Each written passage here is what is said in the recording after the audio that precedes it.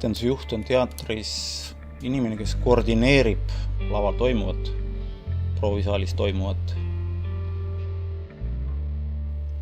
Mõne muu eluvaldkonnaga paralleele tõmmates võiks ta olla nagu dispetšer, korrapidaja, selline koordinaator, kontroll, kes peab kõike teadma, samas teatud olukordades ta ise ei tee suurt midagi ja ise ei saa ka kuidagi otseselt neid protsesse mõjutada, aga peab olema kõigega kursis ja oskama vastata igale küsimusele.